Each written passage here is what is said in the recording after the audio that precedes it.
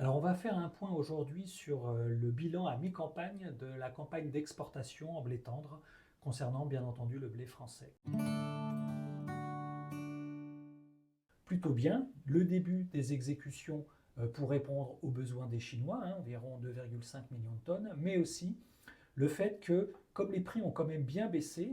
entre aujourd'hui et il y a un an, les prix du blé tendre ont baissé d'environ 90 euros la tonne, ce qui est quand même considérable, mais ce qui a déclenché également le retour aux achats d'un certain nombre de pays, et on le voit bien à travers des nouveaux appels d'offres de pays, notamment du Maghreb et du Proche et du Moyen-Orient. Je vais citer surtout l'exemple de l'Algérie qui a passé un appel d'offres record, plus de 930 000 tonnes de blé tendre demandé donc dans ce dernier appel d'offres, sur lequel, au regard de la compétitivité actuelle du blé français, de l'origine française,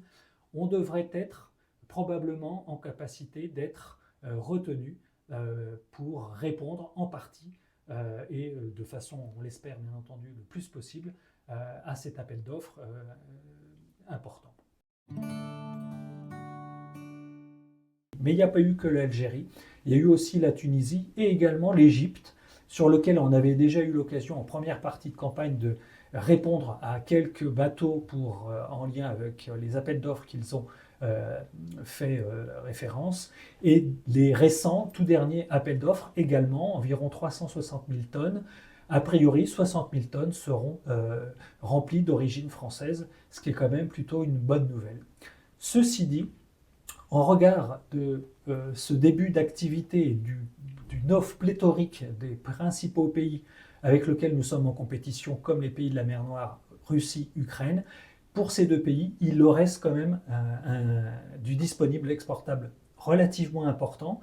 42% en Russie, 44% pour l'Ukraine au 1er janvier, ça reste quand même des quantités importantes, et nous, parce que cette première partie de campagne a été difficile, on devrait être autour de 52% de restants à exploiter en termes de disponibles exportables sur cette deuxième partie de campagne. Donc on peut s'attendre à ce qu'en fin de campagne, d'ailleurs le dernier conseil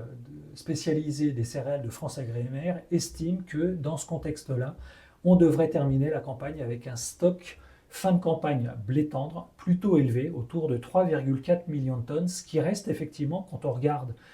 et quand on compare avec les précédentes années, un niveau particulièrement élevé. Cela dit, on va attendre de voir vraiment comment ça va se terminer, cette deuxième partie de campagne, pour voir si on atteindra ce niveau plutôt historique de stock fin de campagne plutôt élevé.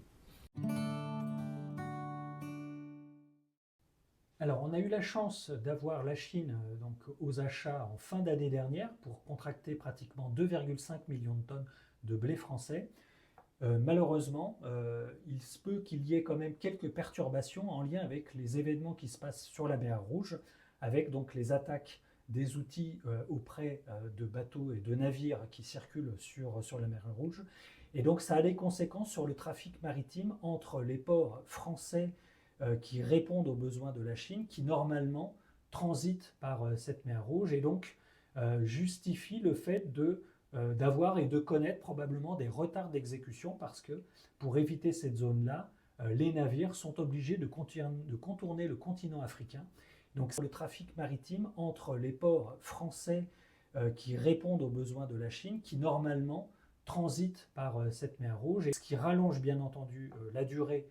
de transport et aussi le coût en termes de fret, mais aussi en termes de coût d'assurance. On peut penser aux origines australiennes, mais aussi au blé argentin, au point que la Chine vient effectivement d'accepter que le blé argentin soit importé par la Chine. Donc c'est tout récent, et donc c'est peut-être aussi en réponse à cette problématique qui tourne autour de la mer Rouge en particulier.